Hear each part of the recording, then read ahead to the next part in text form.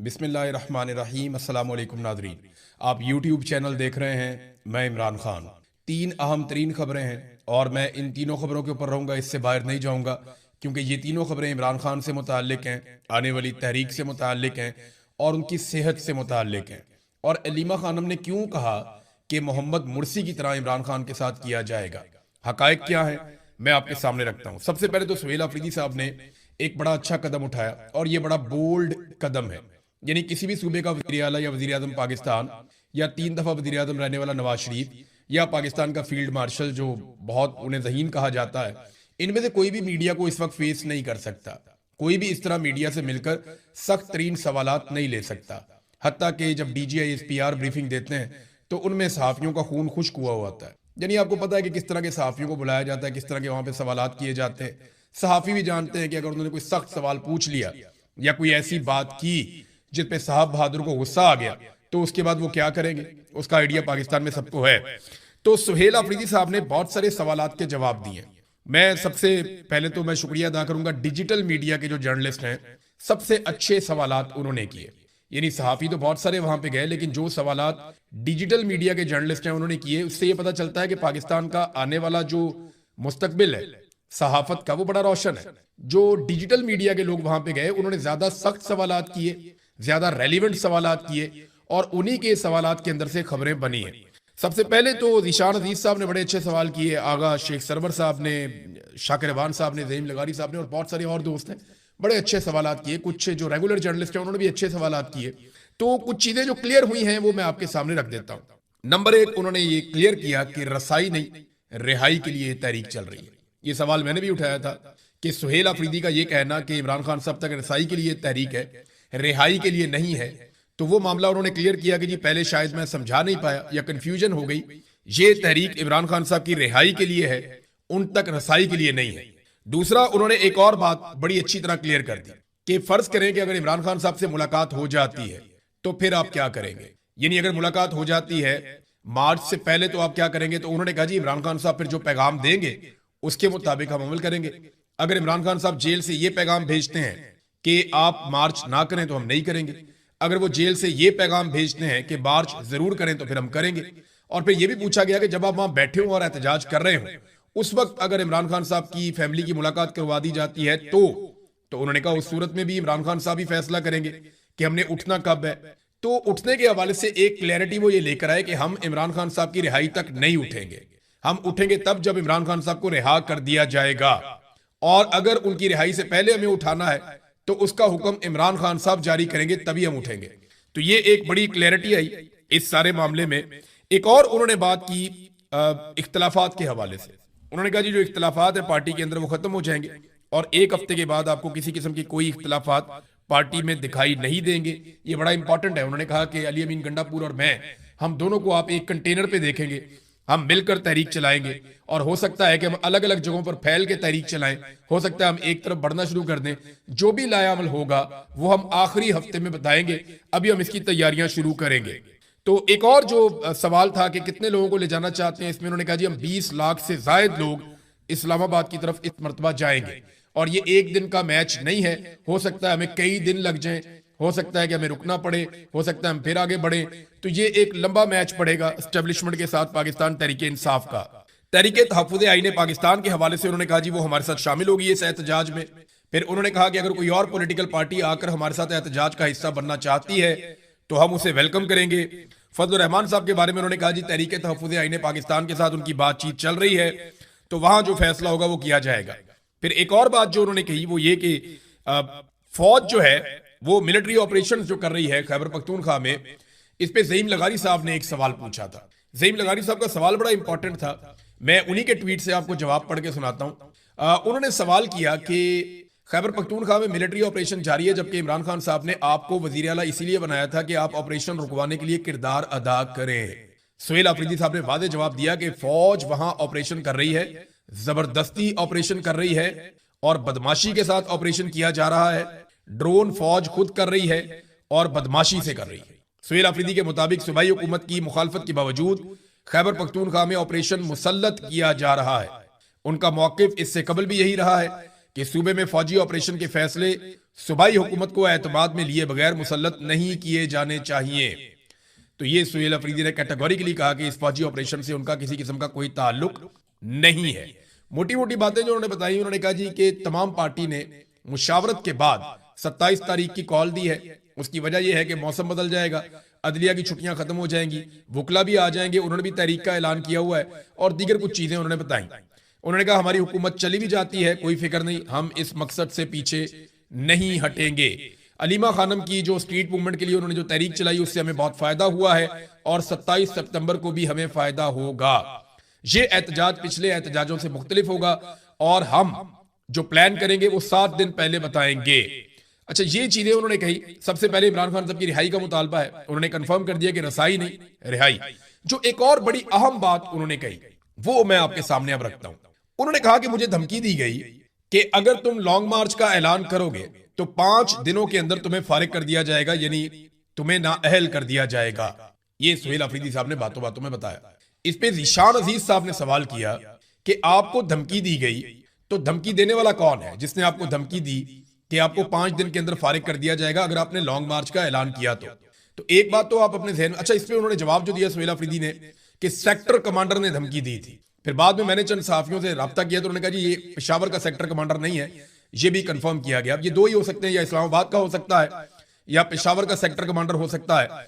तो जब ये खबर आई कि पेशावर का नहीं है तो फिर तो ये इस्लामाबाद का सेक्टर कमांडर होगा, उसने ये धमकी दी है। अब देखें, जो एक लॉन्ग मार्च का ऐलान है ना, ये एक पॉलिटिकल मूव है। इसकी आइन और कानून में इजाजत है कि आप पुरअमन एहतजाज कर सकते हैं, आप लॉन्ग मार्च कर सकते हैं। ये कोई गैर आइनी और गैर कानूनी चीज नहीं है। इसके ऊपर अगर कोई सरकारी मुलाजिम या कोई फौजी ऑफिसर जिसने हलफ लिया है कि वो सियासत में मुदाखलत नहीं करेगा, अगर वो एक मुंतखब वजीर आला को जो करोड़ों लोगों का नुमाइंदा है उसको अगर धमकी लगाता है और उसे ये कहता है कि मैं तुझे नाअहल कर दूंगा 5 दिन के अंदर अगर तूने लॉन्ग मार्च का ऐलान किया तो सेक्टर कमांडर की ये धमकी जो है वो उसके हलफ से गद्दारी है और उसके ऊपर आर्टिकल 6 लगना चाहिए। अब सुहेल अफरीदी साहब ने ये तो बता दिया कि सेक्टर कमांडर ने कहा है। DGISPR रोज आकर ये कहते हैं और उनके बाकी लोग भी रोज ये कहते हैं कि जनाब हमारा सियासत में कोई किरदार नहीं है। तो इस पे अब DGISPR को और आर्मी चीफ को जवाब देना चाहिए और इस पे एक्शन लेना चाहिए कि ये कौन सा सेक्टर कमांडर है जो एक सूबे के वजीर आला को ये कहता है कि अगर तुमने कोई सियासी कारकर्दगी की या तुमने कोई सियासी मूवमेंट चलाने की कोशिश की, जो हर सियासतदान का हक है, अगर तुमने कोई सियासी तहरीक का ऐलान किया तो मैं 5 दिन के अंदर तुम्हें नाअहल कर दूंगा। ये है कौन? इसके बाप का मुल्क तो नहीं है ना, ये नवाब तो नहीं बन के बैठा हुआ इस मुल्क के ऊपर, सरकारी मुलाजिम है, तनख्वाह ले रहे थे हमारे पैसों से। ये कैसे धमकी लगा सकता है एक अवाम के मुंतखब नुमाइंदे को? कायदे आजम मोहम्मद अली जिन्ना ने इस काम से मना किया था, आईने पाकिस्तान इस काम से मना करता है, फौज का हलफ इस काम से मना करता है। तो एक सेक्टर कमांडर कैसे एक मुंतखब वजीर आला को, जो अवामी मुंतखब नुमाइंदा है, जिसको अवाम लेकर आई है, जिनके पैसों से वो सेक्टर कमांडर तनख्वाह लेकर अपने बच्चे पालता है, अपने बच्चों को पढ़ाता है, खुद भी रोटी खाता है, अपने घर वालों को भी रोटी खिलाता है, वो कैसे उसे धमकी लगा सकता है कि 5 दिन के अंदर तुम्हें नाअहल कर दिया जाएगा? एक बड़ा सवाल है ना, इसका जवाब आना चाहिए। DGISPR को भी जवाब देना चाहिए, इसका जवाब आर्मी चीफ को भी देना चाहिए और सेक्टर कमांडर से पूछा जाना चाहिए। और सुहेल अफरीदी साहब की जिम्मेदारी क्या है? जो आइन और कानून के मुताबिक है। देखिए, जब एक जिम्मेदार शहरी होता है ना, उसके सामने कोई जुर्म होता है या उसके साथ कोई जुर्म होता है तो उसकी रिस्पॉन्सिबिलिटी है कि उसको रोके। एक जिम्मेदार शहरी की यह रिस्पॉन्सिबिलिटी है कि वो गैर आईनी गैर कानूनी हरकत देखे तो उसको रोके या उसको रिपोर्ट करे। तो सुहेल अफरीदी साहब इसको हर मुताल्लिका फोरम के ऊपर रिपोर्ट कर सकते हैं और उन्हें ये रिपोर्ट करना चाहिए। इस मामले को सूबाई असेंबली में उठाना चाहिए, इसके ऊपर एक करारदाद लानी चाहिए कि एक सेक्टर कमांडर ने धमकी लगाई, इस सेक्टर कमांडर का नाम भी मंजर आम पे लाना चाहिए और सूबाई असेंबली में उसके खिलाफ करारदाद पेश करनी चाहिए, उसे पास करवाना चाहिए। इस मामले में पुलिस को FIR दर्ज करने का कहना चाहिए। अगर पुलिस FIR ना दर्ज करे तो मजिस्ट्रेट के पास जाना चाहिए और उससे ऑर्डर लेना चाहिए कि ये FIR दर्ज की जाए, क्योंकि वजीर आला को धमकाया गया है कि तुम्हें नाअहल कर दिया जाएगा अगर तुमने लॉन्ग मार्च का ऐलान किया तो। और इसके साथ साथ GHQ को लेटर लिखना चाहिए, बाकायदा DGISI को भी लिखना चाहिए कि आपके सेक्टर कमांडर ने धमकी लगाई है, ताकि निजाम एक्सपोज तो हो ना। तो ये वजीर आला को फौरी तौर पे इकदामात लेने चाहिए, ताकि आइंदा के लिए ये रास्ता तो बंद हो गया। जो आता है दिल करता है धमकी लगाता है, जो आता है दिल करता है गिरबान पकड़ लेता है, जो आता है वो कहता है जी मैं फैसला करूंगा बंद कमरों के अंदर। तो नाजरीन, अब एक और, ये तो हो गया सुहेल अफरीदी वाला चैप्टर, बहुत सारी चीजें उन्होंने क्लियर की हैं, लेकिन इम्तिहान बड़ा सख्त है। सुहेल अफरीदी साहब पे तनकीद के बहुत निश्तर चले हैं, बहुत ज्यादा। सुहेल अफरीदी पे इमरान खान साहब ने भरोसा किया था। ये वो वक्त है जब सुहेल अफरीदी अपने आप को अगर साबित करना चाहें तो वो कर सकते हैं। यहां उन्हें बाजी लगानी पड़ेगी जान की। जितना बड़ा आपको ओहदा मिलता है, जितनी बड़ी आपको इज्जत मिलती है, उतना बड़ा आपका इम्तिहान भी होता है। तो सुहेल अफरीदी को अपने लीडर की तरह इम्तिहान में सुरखरू होना पड़ेगा। वो कभी सोच भी नहीं सकते थे कि उन्हें वजीर आला बनाया जाएगा, और उन्हें इमरान खान ने वजीर आला के लिए चुना। अब उन्हें साबित करना होगा कि इमरान खान साहब का इंतखाब गलत नहीं था, और ये उनके लिए एक मौका है। या तो वो अपने आप को बचा लें या अपनी लेगेसी बचा लें, और अगर उन्होंने खड़े होकर दिखाया तो उनकी पूरी कौम को और पूरे पाकिस्तान को उन पे हमेशा फख्र रहेगा। अब आ जाए इमरान खान साहब की सेहत के हवाले से जो मामला हैं उस पे। लेकिन पहले थोड़ी सी एक चीज मैं आपको बताऊं कि कोर कमेटी का इजलास हुआ पाकिस्तान तहरीक इंसाफ की, और उसमें दो अहम फैसले हुए। फैसले 3-4 हैं, लेकिन दो जो अहम चीजें उसमें एक ये है कि आज के दिन में तमाम MNAs और सेनेटर जो पार्लियामेंटेरियंस हैं वो इस्लामाबाद हाई कोर्ट जाएंगे। सुबह 10 बजे वहां पे समाअत है इमरान खान साहब के मुकदमे की, तो वहां पे जाएंगे और जाकर समाअत करेंगे और कोशिश करेंगे कि अदालत वहां से इमरान खान साहब की कैद तन्हाई के मामले में इंसाफ फराहम करे, और इमरान खान साहब की उनके मुआलिजीन की मौजूदगी में अस्पताल से इलाज को यकीनी बनाया जाए, उनकी फैमिली से उनकी मुलाकात करवाई जाए, उनके बच्चों के साथ उनका राब्ता करवाया जाए और चीजों को नॉर्मलाइज किया जाए। ये वो कोशिश करेंगे। तो देखते हैं कि ये कोशिश कामयाब होती है या नहीं होती। दूसरा, कल के दिन में, मंगल के दिन, इमरान खान साहब की बहनें मुलाकात के लिए अडियाला जेल जाएंगी। तो इमरान खान साहब की बहनें अडियाला जेल के बाहर जब जाएंगी तो पाकिस्तान तहरीक इंसाफ ने यह भी फैसला किया, कोर कमेटी ने, कि MPs, MNAs और सेनेटर्स भी अडियाला जेल के बाहर जाएंगे और वहां पे एक अलामती धरना भी देंगे ताकि इमरान खान साहब की रिहाई के लिए दबाव बढ़ाया जाए। तो पाकिस्तान तहरीक इंसाफ ने अब दबाव बढ़ाने की पॉलिसी इख्तियार की है। देखते हैं ये पॉलिसी आगे जाके कैसे काम करती है। असद कैसर ने, फैसल चौधरी ने, मेजर ताहिर सादिक ने और दीगर और बहुत सारे पाकिस्तान तहरीक इंसाफ के लोगों ने अब सोशल मीडिया के ऊपर आवाज उठाना शुरू की है इमरान खान साहब की सेहत के हवाले से।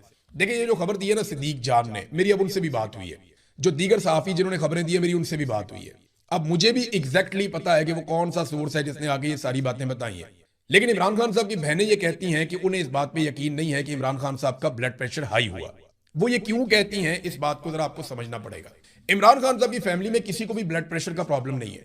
ये ब्लड प्रेशर का जो मसला होता है ना, ये अमूमन फैमिली के साथ आता है, खानदान में होता है, किसी ना किसी को चल रहा होता है तो आगे मुंतकिल हो जाता है। तो उन्हें ये लगता है कि क्योंकि खानदान में किसी को भी ब्लड प्रेशर का मसला नहीं था, तो ऐसे इमरान खान साहब को बैठे बैठाए ये प्रॉब्लम हो नहीं सकता। दूसरा, उनका ये मानना है कि इमरान खान साहब रोजाना 4-4 घंटे, 3-3 घंटे एक्सरसाइज करते हैं। तो जो आदमी अपनी फिटनेस का इतना ख्याल रखता हो और रोजाना की बुनियाद के ऊपर वो एक्सरसाइज करे, उसका ब्लड प्रेशर का मसला कैसे हो सकता है? ये भी सवाल उनके दिमाग में है। और इस वजह से उन्हें लगता है कि नहीं, ब्लड प्रेशर का मसला इमरान खान साहब का नहीं हो सकता, क्योंकि उनके पास डायरेक्ट कोई इंफॉर्मेशन नहीं है। लेकिन जो लोग इंफॉर्मेशन दे रहे हैं वो बड़ी पक्की इंफॉर्मेशन दे रहे हैं। मुझे अब सोर्स का भी पता है, लेकिन मुझे नहीं लगता कि वो सोर्स बताना चाहिए किसी की इजाजत के बगैर। और तीसरा ये है कि उन्होंने मुर्सी की मिसाल क्यों दी। ये मैं आपको बताता हूं कि इमरान खान की बहन अलीमा खानम ने मुर्सी की मिसाल क्यों दी। उन्हें यह लगता है कि मोहम्मद मुर्सी की तरह एक दिन इमरान खान साहब को भी इस हालत में पहुंचा दिया जाएगा कि उनकी खुदा न खास्ता जान चली जाएगी। ये उनकी बहनों को लगता है और उसके लिए ये ग्राउंड तैयार की जा रही है। अलीमा खानम ने जो स्टेटमेंट दिया मुर्सी के हवाले से, मैं चंद चीजें आपके सामने रखता हूं। 17 जून 2019 को अदालत में पेश किया गया था मोहम्मद मुर्सी को, और इस पेशी के दौरान अचानक से वो बेहोश होकर गिर पड़े थे। फिर उन्हें अस्पताल में ले जाया गया तो अस्पताल की इंतजामिया ने बताया कि वो मुर्दा हालत में आए। सरकारी बयान के मुताबिक उनकी मौत जो हुई थी वो दिल के दौरे से हुई थी, लेकिन उनका खानदान, मुस्लिम बरादरी और बहुत सी बैनुल अक़वामी इंसानी हकूक़ की तंजीमें, हत्ता कि अक़वाम मुत्तहिदा, ये मानते हैं कि उन्हें कई साल तक सख्त कैद तन्हाई में रखा गया, उन्हें मुनासिब तिब्बी सहूलतें नहीं दी गई और यही वजूहात थी कि उनकी सेहत बिगड़ती गई और बिलाखिर उनकी मौत हो गई। अक़वाम मुत्तहिदा के एक आज़ाद माहिर ने भी बाद में कहा था कि उनकी कैद के हालात और जो कुछ भी उनके साथ हुआ, नाकाफी तिब्बी सहूलियात थी उनके पास, तो उनकी जो कबल अज़ वक्त मौत हुई है उसके पीछे ये सारी वजूहात थी जो जुल्म उनके साथ किया गया। तो सरकारी मौक़िफ़ ये कहता है कि दिल का दौरा पड़ा था, जबकि उनकी फैमिली और उनकी पार्टी और सारे लोग कहते हैं कि नहीं, दिल का दौरा नहीं पड़ा था। और याद रखिएगा, मोहम्मद मुर्सी ने भी यही कहा था अपनी कैद के दौरान कि अगर मुझे कुछ हुआ तो उसके लिए जिम्मेदार फील्ड मार्शल सदर अब्दुल फत्ताह अल सीसी होगा, जो इस वक्त वहां पे सरबराह है, जो इस वक्त भी वहां पे हुक्मरान है। मैं आपको चीजें डॉट कनेक्ट करके दे रहा हूं। 2013 में मुर्सी को गिरफ्तार किया गया। ये पहले बाकायदा वहां पे सदर थे जो जमहूरी तरीके से आए थे। 2013 में इन्हें गिरफ्तार किया गया। उसके बाद इन्हें कैद तन्हाई में डाल दिया गया। इनकी फैमिली की मुलाकातें बंद कर दी गई, वकला की मुलाकातें बंद कर दी गई, और इन 6 सालों में ज्यादातर अरसा इन्हें कैद तन्हाई में रखा गया। मुर्सी की हालत बिगड़ती गई, उन्हें अदालत में पेश किया गया और उनका इंतकाल हो गया।